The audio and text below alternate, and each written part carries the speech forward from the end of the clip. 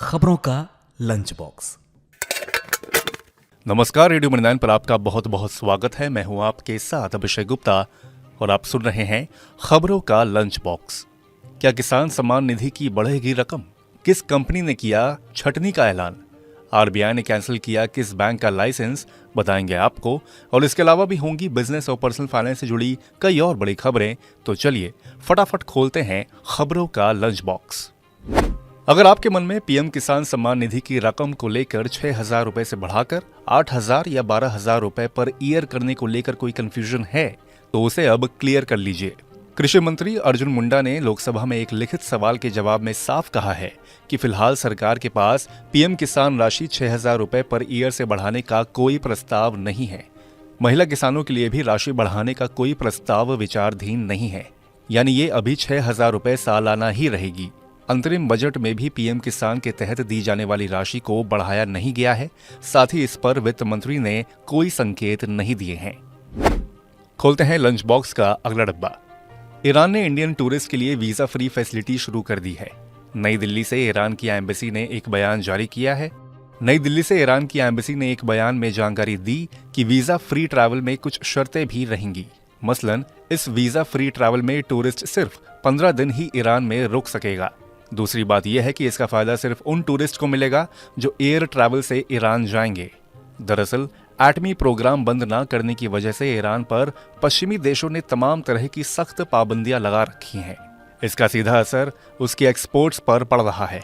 खस्ता हाल इकोनॉमी को सहारा देने के लिए ईरान ने 28 देशों के टूरिस्ट के लिए वीजा फ्री टूरिज्म का ऐलान दिसंबर 2023 में किया था। अब बात परेशानियों से जूझ रही पेटीएम की। रिजर्व बैंक ऑफ इंडिया के पेटीएम पेमेंट्स बैंक पर रोक लगाने के बाद पेटीएम फिनटेक के सीईओ विजय शेखर शर्मा ने आरबीआई अधिकारियों से मुलाकात की।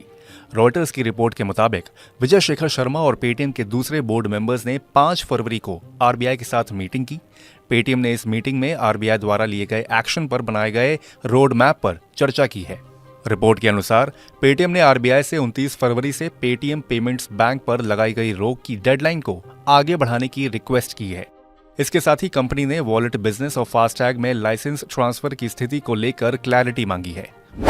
अब लंच बॉक्स के अगले डब्बे में यूपीआई से जुड़ी खबर है। कल 6 फरवरी को यूजर्स को गूगल पे, फोन पे, पेटीएम, भीम जैसे यूपीआई ऐप से पेमेंट करने में दिक्कतों का सामना करना पड़ा। बार बार ट्राई करने के बाद भी पेमेंट पूरा नहीं हो पा रहा था। परेशान यूजर्स ने सोशल मीडिया पर अपनी दिक्कतें भी शेयर की, जिसके बाद एनसीपीआई ने इसकी वजह बताई। एनपीसीआई की माने तो इसके लिए यूपीआई नहीं बल्कि कुछ बैंकों के सर्वर की गड़बड़ी जिम्मेदार थी। एनसीपीआई ने सोशल मीडिया एक्स पर भी लिखा कि बैंकों को कुछ इंटरनल टेक्निकल दिक्कतें आ रही हैं। इसके चलते यूपीआई कनेक्टिविटी में आ रही दिक्कतों के लिए अफसोस है। एनपीसीआई का सिस्टम पूरी तरह से काम कर रहा है और हर समस्या तत्काल समाधान के लिए इन बैंकों के साथ मिलकर काम कर रहे हैं। बिजनेस टुडे की एक रिपोर्ट के अनुसार परेशान होने वाले ज्यादातर users HDFC bank, SBI, bank of India के थे। खोलते हैं लंच बॉक्स का अगला डब्बा। आरबीआई ने एक और बैंक के खिलाफ सख्त एक्शन लिया है। नियमों के उल्लंघन के चलते महाराष्ट्र के जय प्रकाश नारायण नगरी सहकारी बैंक बसमत नगर बैंक का लाइसेंस कैंसिल कर दिया है। केंद्रीय बैंक ने यह फैसला लेते हुए बताया कि बैंक की फाइनेंशियल स्थिति अच्छी नहीं है। ये बैंक खाता धारकों को पूरा पैसा वापस करने की स्थिति में नहीं है। बैंक का लाइसेंस 6 फरवरी 2024 से ही खत्म कर दिया गया है। आरबीआई ने महाराष्ट्र के commissioner for cooperation and registrar of cooperative societies को निर्देश दिया है कि बैंक को बंद करके एक लिक्विडेटर अपॉइंट कर दिया जाए। लिक्विडेशन प्रोसेस खत्म होने के बाद सहकारी बैंक के खातेधारकों को डिपॉजिट्स इंश्योरेंस क्लेम के जरिए भुगतान किया जाएगा। इसके तहत लोगों को 5 लाख रुपए तक का डिपॉजिट वापस मिल जाएगा। यह भुगतान deposit insurance and credit guarantee corporation यानी कि DICGC की ओर से किया जाएगा। अब लंच बॉक्स के अगले डिब्बे में चावल है।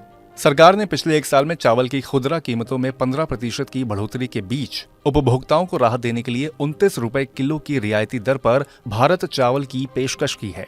खाद्य और उपभोक्ता मामलों के मंत्री पीयूष गोयल ने 5 किलो और 10 किलो के पैक में उपलब्ध सब्सिडी वाले चावल को पेश करते हुए कहा कि सरकार यह सुनिश्चित करने की कोशिश कर रही है कि आम लोगों के लिए डेली फूड सस्ती दरों पर उपलब्ध हो। इसके पहले सरकार भारत ब्रांड के नाम से पहले ही दाल और आटा बेच रही है। दाल की महंगाई से राहत दिलाने के लिए भारत ब्रांड के नाम से 60 रुपए पर केजी में चना दाल रिटेल मार्केट में बेचा जा रहा है। वहीं गेहूं की कीमतें बढ़ने पर आटा 27.5 रुपए पर केजी के भाव पर बेचा जा रहा है। लंच बॉक्स के अगले डब्बे में जॉब सेक्टर से जुड़ी खबर है। नए साल की शुरुआत के साथ ही कई दिग्गज कंपनियों ने बड़े पैमाने पर कर्मचारियों की छंटनी का ऐलान किया है।